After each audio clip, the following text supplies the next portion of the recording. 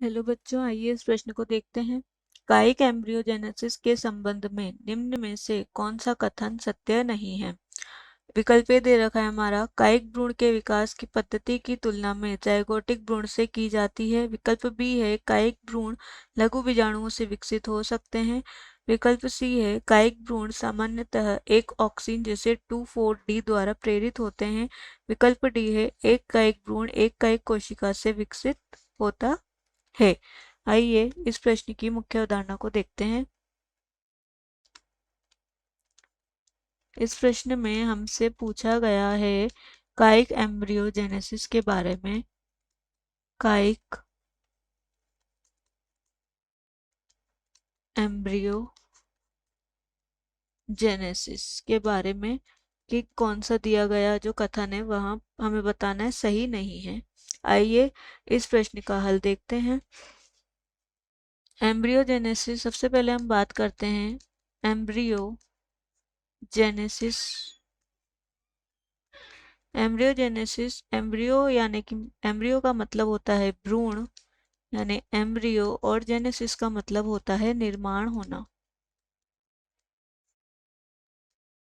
यानी कि हम ऐसे बोल सकते हैं, अर्थात हमें बोल सकते हैं कि भ्रूण का निर्माण होना ही एम्ब्रियोजेनेसिस कहलाता है। और जो ये भ्रूण का निर्माण होता है कायिक एम्ब्रियोजेनेसिस के दौरान, जब भ्रूण का निर्माण होता है तो ये भ्रूण का निर्माण दो प्रकार से होता है। पहला होता है कायिक भ्रूण, दो प्रकार के भ्रूण बनते हैं, कायिक भ्रूण और दूसरा होता है जननी भ्रूण, जननी जननिक भ्रूण। कायिक भ्रूण कायिक कोशिका से बनने वाला भ्रूण होता है। हम यहाँ लिखते हैं कायिक कोशिका यानी वेजिटेटिव जो सेल होती है कायिक कोशिका से बनने वाला भ्रूण कायिक भ्रूण कहलाता है। और जननिक भ्रूण यानी कि जनन कोशिका द्वारा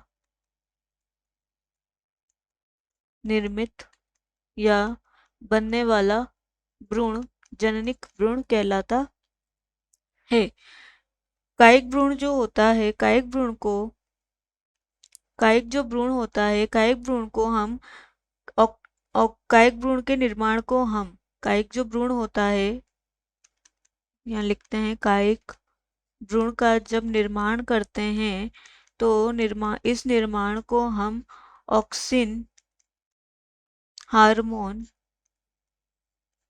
द्वारा प्रेरित कर सकते हैं। ऑक्सिन हार्मोन यानी 2,4-D द्वारा हम इसे प्रेरित कर सकते हैं, जबकि जनिक भ्रूण को हम ऑक्सिन हार्मोन द्वारा प्रेरित नहीं कर सकते। यहाँ पर यह जो है प्रेरित नहीं होता है, अर्थात इसमें क्या होगा निषेचन, और जनिक भ्रूण में क्या होता है निषेचन, जनन और परागण जैसी क्रिया संपन्न होने के बाद, जब ये क्रियाएं संपन्न हो जाती है तो सीधे ही भ्रूण का निर्माण होता है, भ्रूण का विकास हो जाता है। यही क्रिया कहलाती है एम्ब्रियोजेनेसिस। यानी कि अब हमें बताना है कि इसमें जो कौन सा कथन या गलत है। अब देखते हैं हमारे विकल्प।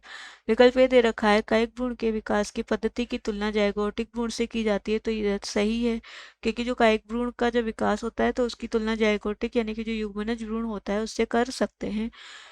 विकल्प बी दे रखा है, कायिक भ्रूण लघु बीजाणुओं से विकसित होते हैं। तो यह गलत विकल्प है, क्योंकि कायिक भ्रूण का विकास जो है कायिक कोशिका से होता है, कायिक कोशिका से होता है। कायिक भ्रूण सामान्यतः एक ऑक्सिन जैसे 2,4-D द्वारा प्रेरित होते हैं। कायिक भ्रूण एक कायिक कोशिका से, तो ये जो ए, सी और डी कथन है ये हमारे कथन सही दिए हैं, लेकिन हमारे प्रश्न में पूछा है कौन सा कथन गलत है, तो विकल्प बी इस प्रश्न का सही विकल्प होगा। आशा है कि आप इसे अच्छी तरह समझ गए होंगे। धन्यवाद।